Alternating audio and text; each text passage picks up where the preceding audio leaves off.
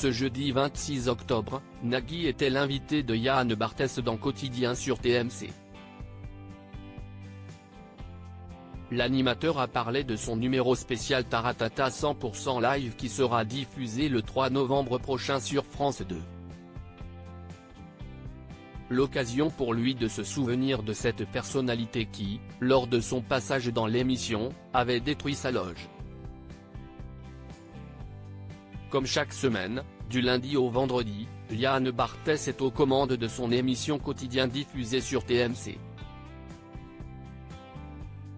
Il reçoit des invités pour parler avec eux sur leur quotidien, mais aussi sur des sujets plus intimes. Ce jeudi 26 octobre, CIST avec Nagui qu'il a échangé à l'occasion de la diffusion le 3 novembre prochain sur France 2 d'un numéro spécial Taratata 100% live. Sur France Télévisions, Nagui est aux commandes de N'oubliez pas les paroles. Il officie aussi sur les ondes avec son émission La Bande Originale sur France Inter. En 2021, il a quitté la présentation de Tout le monde veut prendre sa place sur France 2. Laurence Boccolini avait repris la main avant de quitter à son tour le programme en août 2023. Aujourd'hui, CIST Jarry qui est à la tête du divertissement. Nagui revient sur ce jour où un célèbre chanteur avait détruit sa loge après son passage dans Taratata dans Quotidien. Nagui a été interrogé sur les coulisses de ce nouveau numéro de Taratata 100% live, mais pas seulement. Yann Barthès et son équipe ont aussi voulu en savoir plus sur les embrouilles qui ont éclaté dans les coulisses de l'émission, tout numéro confondu. La première embrouille, ce sont les artistes qui ne veulent pas chanter en live.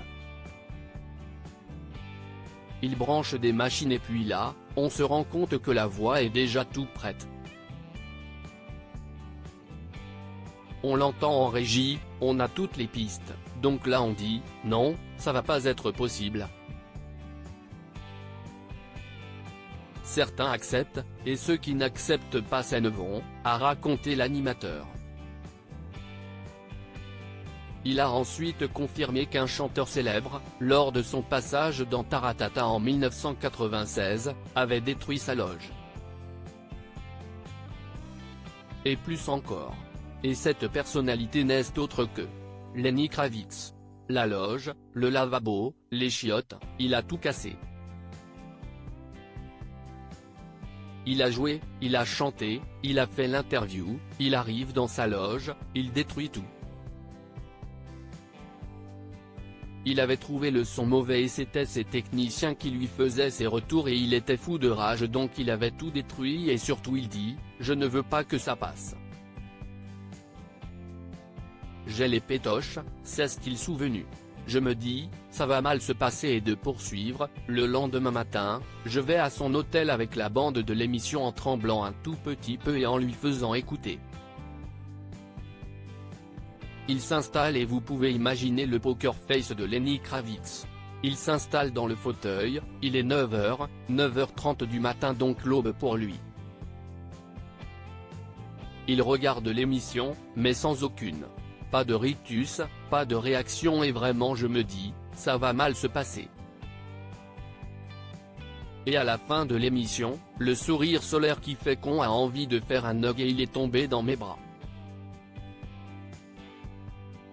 Depuis, il a fait 5, 6 fois l'émission.